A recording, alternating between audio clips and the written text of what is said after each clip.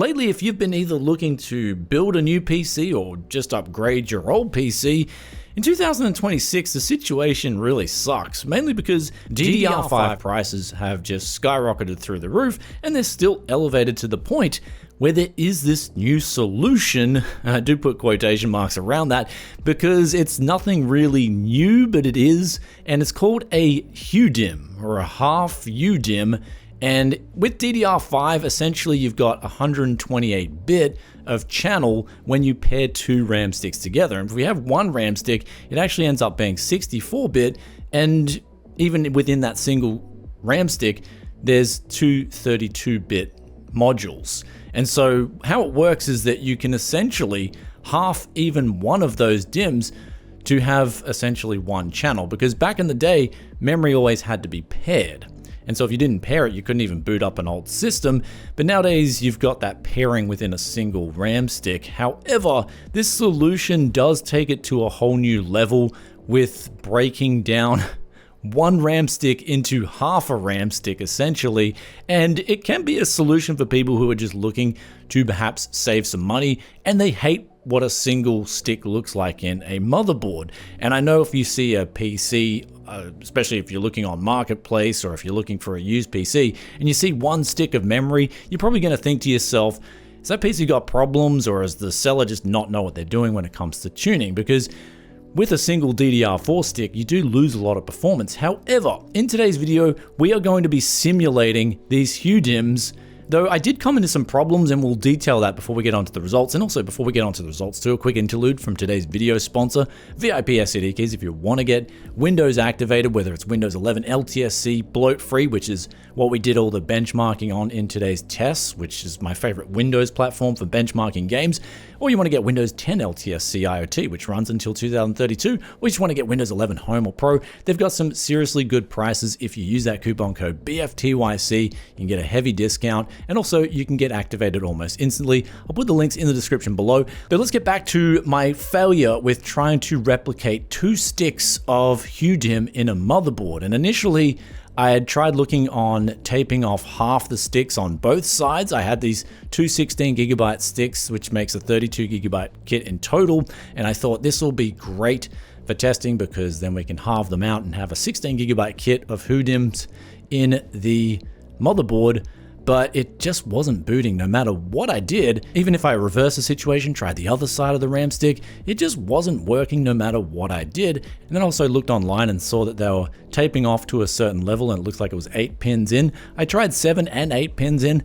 Neither of these worked, as well as trying the latest BIOS update. And keep in mind, this is being apparently tested first on the Intel side of things with the Ultra platform, where ASUS apparently have this working already with good results on a Z890. However, when I look for more details, I do see what looks like AI generated images of the RAM stick, as well as what looks like some real blurry mess when it comes to getting into the BIOS. However, my failures aside here, I still managed to get a single stick of 16GB versus a dual kit of 32GB, which I think is going to be the most realistic outcome for someone who is on a budget, looking to save money, and they want to get into PC gaming or either upgrade their PC from a real old situation, and they're just saying, okay, well, I'll just tough it out with a single stick of 16GB for now, and I'll get another stick later to make a 32GB kit.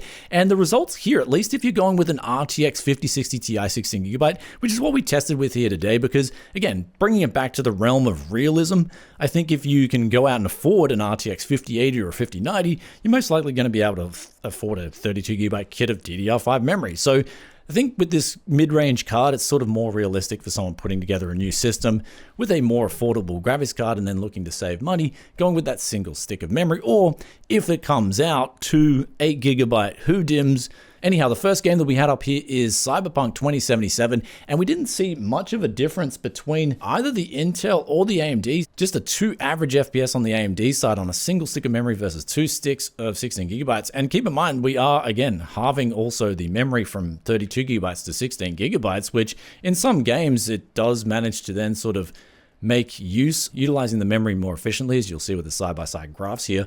But ultimately, we got a very similar experience in Cyberpunk, both on the Intel side and the AMD side. Moving over to the most interesting result out of all these is Counter-Strike 2. 1080p low settings here with this 5060 Ti 16GB. And what we saw was higher 0.1% lows on both the Intel side and the AMD side for single channel memory. And on the Intel side, we surprisingly got a win for average FPS. So that was a weird kind of anomaly there, but it actually was replicable. So it shows you with this sort of more mid-range tier gear, it's not that big of a difference, unlike DDR4 where it was showing some big differences in the past. However, let's get on to Marvel Rivals now, the final title here.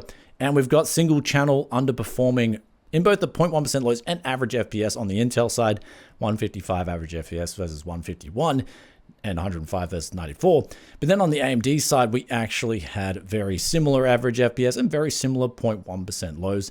Slight victory to the two sticks of DDR5 here, but again, nothing to write home about. And that is pretty much all there is to today's story with the HU-DIMM simulation, where I guess I tried to tape off the memory in many different configurations and just try to get it work, but ultimately I couldn't get it working. So that's I spent hours trying to do all this to say, hey, did I do something wrong? And nope, I replicated everything that I could see online to the T, and I just couldn't get it working in the end. So maybe there's a special BIOS update coming with these HU-DIMM sticks, or there's something else that I'm missing that perhaps I didn't try. But ultimately, it's going to pretty much give you the same throughput as a single stick of memory. Or if you've then got, say, one 16 gigabyte HU-DIMM, you will lose more performance. And so I tried to replicate that scenario, but I just couldn't get onto that in the end. Basically, you have a quarter of the throughput that you would on two sticks of full normal HU-DIMM on your Intel platform. And I do believe this is going to start off with the Intel platform, but regardless, it is a solution that I just don't see as that big of a deal, because getting a single stick of 16 gigabytes is what most people are going to be doing on a DDR5 platform, because if they're looking to save even more money, they're probably going to go to the used market, or they're going to go for DDR4. And so with this DDR5 HU-DIMM stuff, I see it kind of as the point of it is trying to reinvigorate and put some buzz back into the PC building scene. But ultimately, just taking a step back, my personal belief is that it's really not going to fix a whole lot.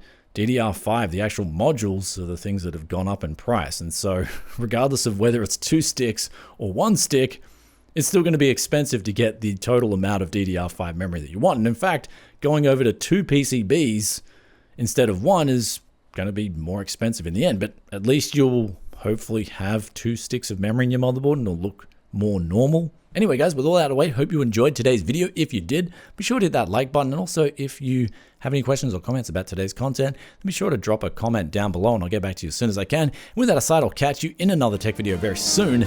Peace out for now. Bye.